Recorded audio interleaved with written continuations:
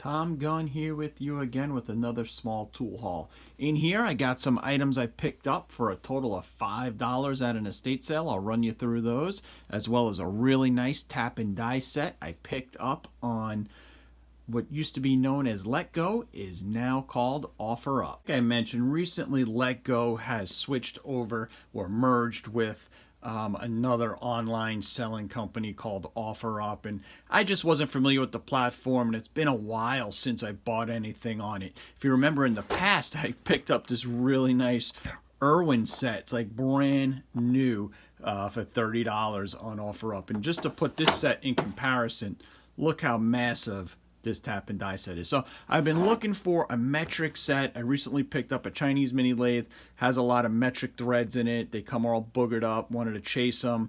Probably need to retap some stuff as I'm putting some upgrades on it in the future. And I've been searching OfferUp to see if I could find another sweet deal like this on a metric set. And I couldn't tell from the pictures what this was because the guy didn't have great pictures of it, but so he had it for $60 listed, and I said, hey, is it metric? I was hoping it was a combination set because it looked so big from the pictures. Sometimes they have a little bit of metric and a little bit of standard, just the popular sizes. And he said, no, it is a SAE set, but he's like, I could tell you it is brand new. He's like, I bought it many, many years ago for one project and never used it again. I said, all right, what's your price? And he said $60. I said, well, if you're negotiable, I may be interested. He said I could do $40, and I met the guy and picked it up. So let's take a closer look at this. It is in really nice shape, and it is beautiful. First off, I'm curious if anybody's ever heard of this company, Dayton.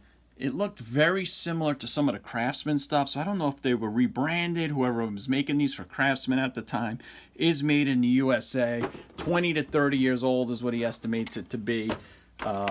In here you can look, everything is branded, made in the USA. Beautiful, brand new, everything like new.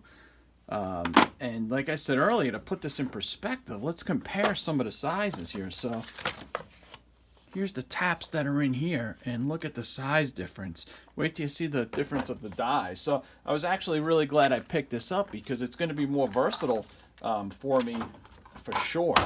Look at some of those die sizes in comparison. So now I got the real smaller set. This set will probably be one to use most of the time, obviously, or when you need it. But if you need something that is, bigger, this is it. They're all tapered, so none of them do bottom out, which is fine for most of the projects I'm doing. I really did like the case as well. It has the hinge on it. I really like when they do that. Those ones that are just kind of put together, they do crack when they don't have the hinge on it. But everything's like brand new. Look at that, $40. So you can't go wrong with buying used stuff. The only thing I noticed that didn't say USA is the pitch guide, the pitch gauge. And it says made in West Germany, and I've seen that on other Craftsman sets. So not a lot out there on these. I did see some listed on eBay for over $100 plus shipping. So I think I got a really good deal. I mean, tap handles, all in great shape. Or die handles, tap handles, they all look like never used, brand new. So if you haven't checked out OfferUp, it seems to be very similar to Let Go. They do more where they're trying to be like eBay, it seems like, where you can buy stuff and have it shipped to you. It's probably cheaper than eBay because you don't have to pay all the fees and commissions. Still getting familiar with it, but hey, there's another example of getting a really great vintage USA made set for a really good price. I've been looking for a Hansen set in metric, like I mentioned, and these go for new. They still make them about $150 for a small set, so you can only imagine what this would cost new. And this is my estate sale tool haul find. Nothing crazy in here, but for $5 I think I did pretty good. So been on the hunt for a lot of round stock for my new mini lathe. This is copper. I don't think it's the greatest material to use in a mini lathe. My understanding is it's kind of sticky from what they say, but I'll mess around with it. I'll find other projects for it. It is a nice heavy piece of made in the USA copper tube, half-inch size, and it's got some good weight to it. So that's great to have around for different projects and whatnot. Then I found some automatic transmission fluid, still sealed, just really old and beat up, so I don't have to be stingy on my 50/50. And then here's a little tip for you guys. when you're doing tool hauls, or when you're at an estate sale or whatnot, try to find something that you would like to have to bundle your stuff in, and then you almost get it for free. So my wife uses these plant holders like crazy. She has plants all over around the house, and she brings them in for the winter and so forth. And these are expensive. I know from always having to buy them. So when I could see them, I picked them up. I just picked her up a couple that were 12 by 12 squares, and they were like $15, $18 each. So it is dirty, but this is a heavyweight plastic. It'll clean up like new. And I figured that'd be great to bundle in it. And this one looks like it's terracotta, but it's really plastic.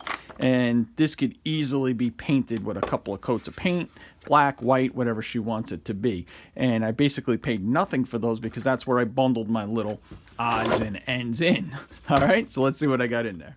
In one of my more recent videos, I picked up a Miller Falls vise, and I'm going to be doing a restoration on that shortly, and that'll be one I want to use and keep.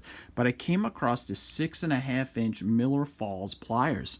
The teeth look good overall, no slop. I mean, it is tight, and it's a double rivet. And look how nice that is stamped in there. So I was a little curious about this. I come across a lot of pliers at a lot of hauls, and I never find one that say Miller Falls, or maybe I wasn't paying attention. So I looked it up on eBay just to see, and these are not super, readily available. They're getting about $15 for these days. So that'll be a fun little resto project. And you know me, I love cases. This is a Vermont American case. And it's not a socket set. What it is it's a screwdriver bit set.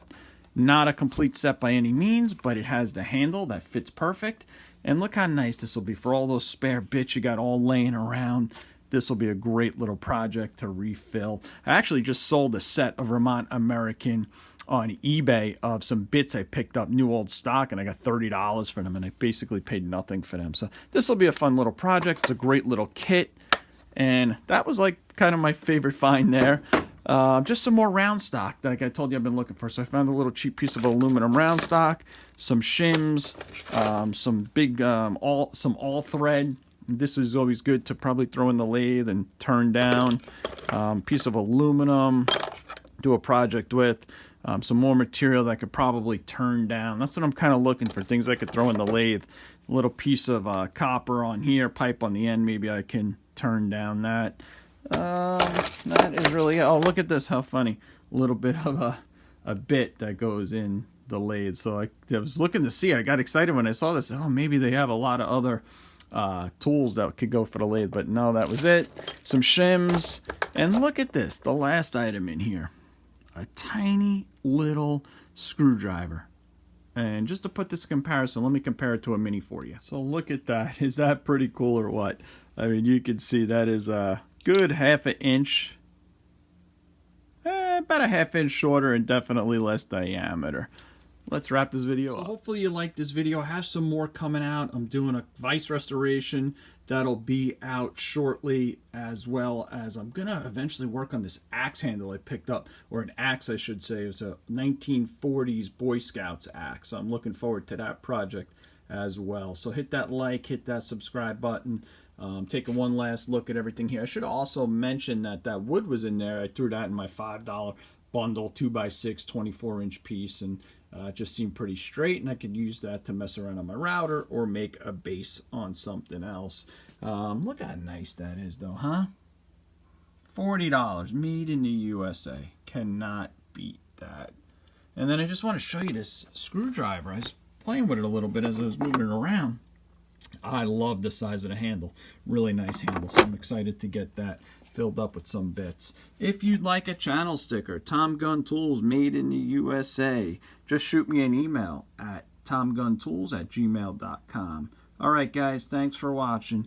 Please hit that like and subscribe, and remember, the world has enough guys. Be a man.